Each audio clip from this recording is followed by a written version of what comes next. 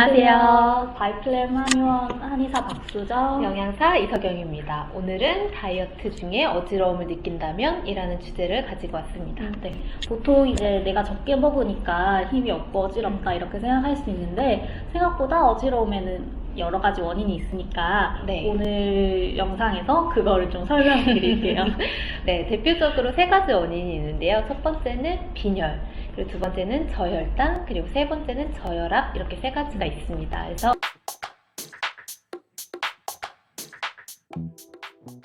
먼저 이제 빈혈은 산소를 운반하는 적혈구가 자기 역할을 충분히 못할 때 생기는 건데 다이어트를 할 때는 어쨌든 음식물 섭취가 부족해지니까 적혈구를 생성하는 데 필요한 영양도 부족해질 거고 그렇게 되면 산소가 운반되지 못하니까 두통이나 어지러움 이렇게 나타날 수 있는 거겠죠? 네. 근데 궁금한 게 이제 내가 혈액에 적혈구 생성이 부족해서 어지러운 건지 아니면 진짜 저혈압이 와서 어지러운 건지 구분할 수 있는 기준이 좀 필요할 것 같아요. 이제 여성의 경우에는 생리 중에 너무 어지러움이 심해진다거나 아니면 원래 다이어트 하기 전에도 철결핍성 빈혈을 진단받고 갖고 있으신 분이나 아니면 채소 위주로, 채식 위주로 식단을 하시는 분들은 이제 철결핍성 빈혈일 가능성이 높아요.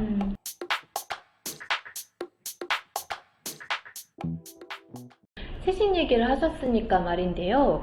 저희가 철분이라는 거는 보통 이제 빈혈의 주 원인이 되는 철분 같은 경우는 동물성에도 있고 식물성 식품에도 둘 다 있는데 식물성 식품에 있는 철분 같은 경우는 흡수율이 같은 양을 먹어도 흡수율이 4분의 1 정도로 현저히 떨어지게 돼요. 그래서 다이어트 중에는 만약에 철결핍성 빈혈을 느끼신다면 특별히 계란, 굴, 소고기 같은 철이 풍부한 식품을 같이 드시는 게 좋겠습니다.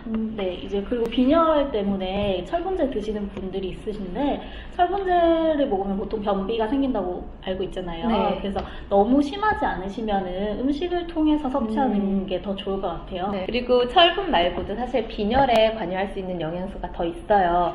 엽산, 비타민 B6, 비타민 B12 이렇게가 있는데 얘네는 적혈구를 만드는데 직접적으로 관여를 하기 때문에 빈혈에도 영향을 미칩니다. 근데 얘네가 결핍돼서 그 이상 징후가 나타나려면 사실 되게 장기간 동안 결핍이 돼야지 되거든요. 그래서 얘네는 하루에 내가 최소 800에서 1000칼로리 이상을 먹고 있고 동물성, 식물성 식품을 같이 먹고 있다고 한다면 크게 얘네의 결핍은 걱정 안 하셔도 될 것 같아요.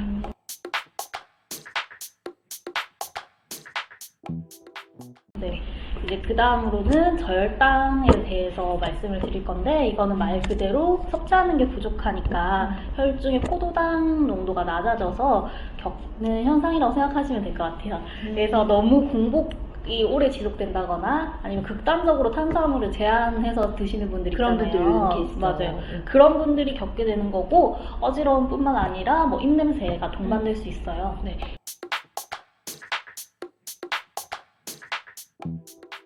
저도 한 가지 알려드리고 싶은 게 한국영양학회에서 이제 권장하는 탄수화물, 단백질, 지방 섭취 양이 대충 비율이 7대 1대 1 정도 됩니다. 즉 탄수화물이 7로 가장 많이 먹어야 되는 중요한 영양소인데요. 요새 그 저탄수 고지방 네.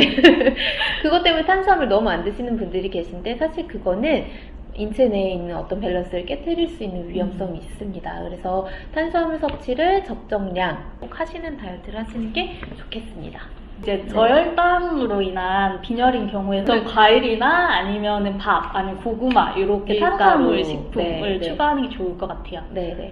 그런데 보통 이제 제가 다이어트 상담을 하면서 여러 사람들을 만나봤는데 과일을 드셔서 탄수화물을 보충해라 라는 얘기를 했을 때 의외로 과일이 탄수화물군에 포함된다는 생각을 못 하시는 분들이 많더라고요. 근데 과일에는 그 자연에서 나오는 당분, 즉 탄수화물이 많기 때문에 이것도 탄수화물 식품이라고 생각하고 더 드시면 좋을 것 같습니다. 네.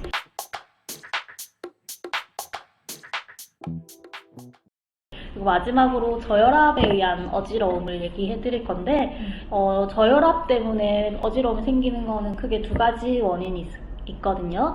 그래서 먼저 이제 음식을 통해서 섭취하는 수분이 부족해지거나 무염식, 저염식 이런 식단을 많이 하면서 혈액량이 부족해지면서 어지러울 수 있고요. 두 번째는 너무 적게 먹고 움직이지도 않으니까 비토딘 사량이 떨어지고 뭐 심박수, 순환을 도와주는 대사가 맞아요. 떨어지면서 맞아요. 나타날 수 있는 거죠. 네네.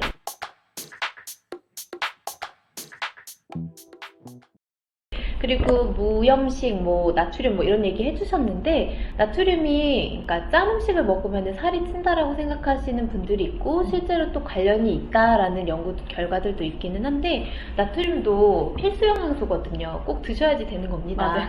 그렇기 때문에 너무 안 드시는 방향으로는 하지 마시고, 소금 기준으로 최소 하루에 1g 정도는 드시면서 하시는 거를 추천을 드릴게요.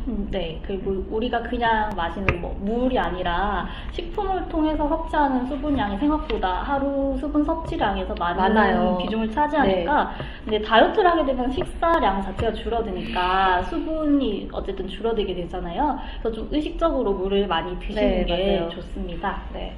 그래서 오늘의 이야기를 조금 정리를 해드리면, 일단은 다이어트 중에 느낄 수 있는 어지러움의 원인은 크게 철 부족성 빈혈, 그리고 저혈당, 그리고 저혈압 이렇게 세 가지가 있습니다. 그래서 이걸 예방하기 위해서는 동물성, 식물성 식품 골고루 잘 드시고, 그리고 탄수화물 너무 절제하지 않는 방향으로 해주시고, 네. 나트륨도 너무 절제하지 않는 방향으로 해주시고, 그리고 틈틈이 수분 섭취 잘 네. 해주시면 될 것 같습니다. 네.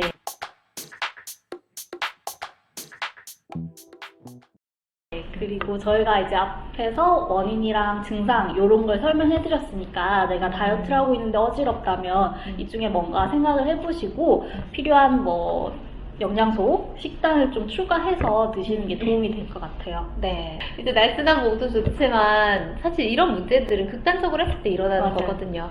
건강도 생각하시면서 바른 다이어트 하실 수 있으면 좋겠습니다. 네. 네.